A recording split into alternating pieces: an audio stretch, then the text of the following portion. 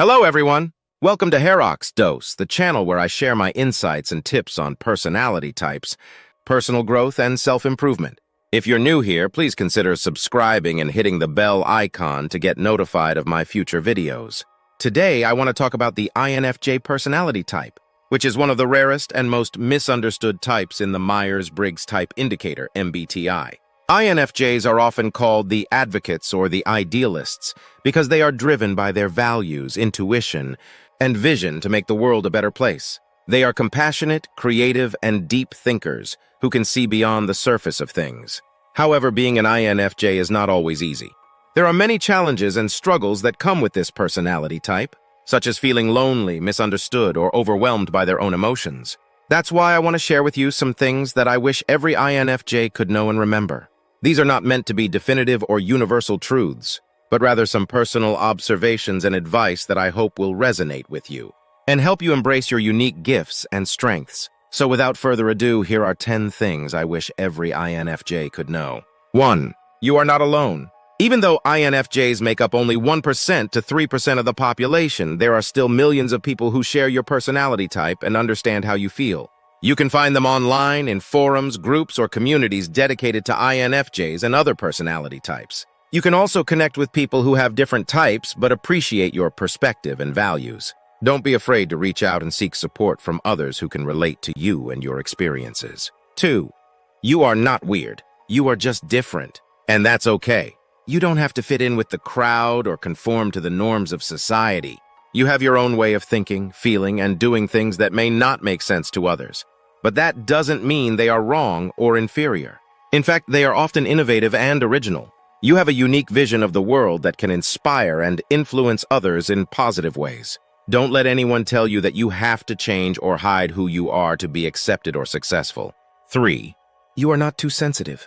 You are empathetic, and that's a gift. You have the ability to sense and understand the emotions of others, even when they don't express them verbally or explicitly. You can also feel deeply and passionately about things that matter to you.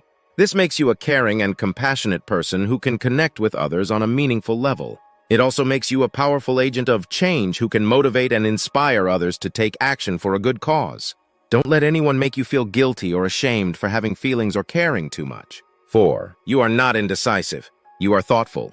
And that's a strength. You like to consider all the possibilities and implications before making a decision or taking action.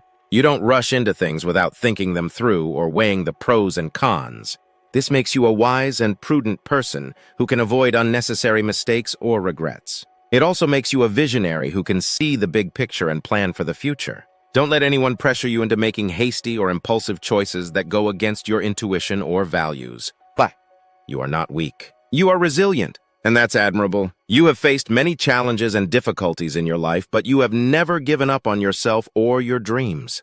You have learned from your failures and grown from your experiences. You have overcome your fears and doubts and pushed yourself out of your comfort zone. This makes you a strong and courageous person who can handle anything that life throws at you. It also makes you a role model who can inspire and encourage others to overcome their own obstacles and achieve their goals. 6. You are not perfect.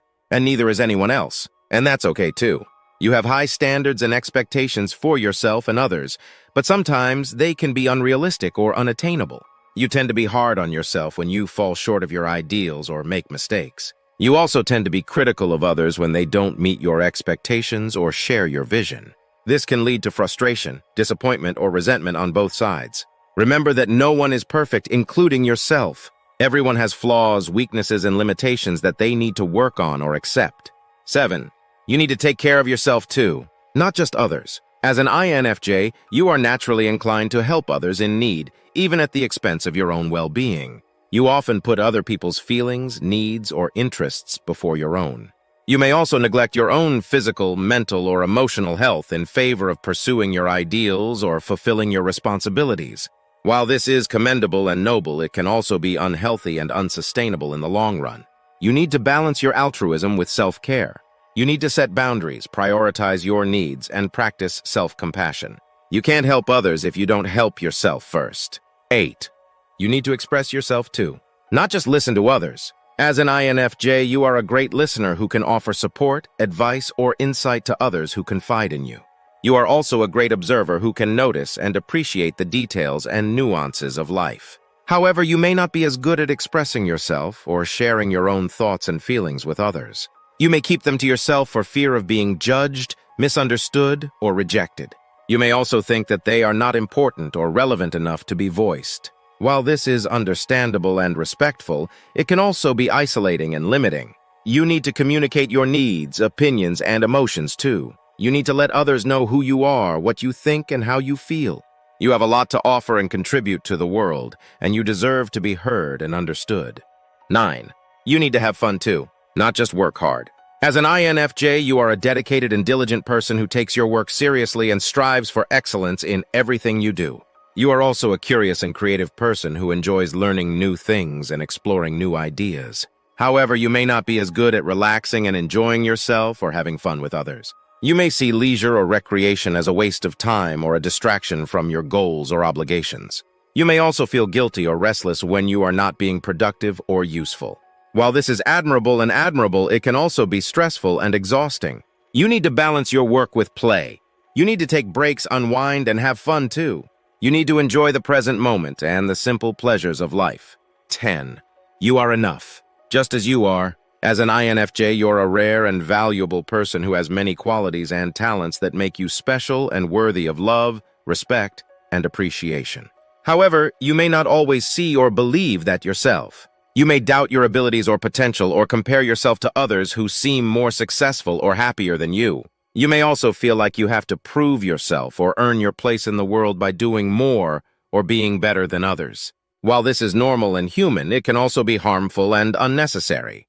You don't have to do anything or be anyone else to be enough. You are enough just as you are. So, these are some of the things I wish every INFJ could know and remember. I hope they resonated with you and helped you feel more confident and comfortable in your own skin. If you like this video, please give it a thumbs up and share it with other INFJs or anyone who might benefit from it. If you have any questions or comments, please leave them below. And if you want to see more videos like this, please subscribe to my channel Herox and hit the bell icon to get notified of my future videos. Thank you for watching, and I'll see you in the next one. Bye for now.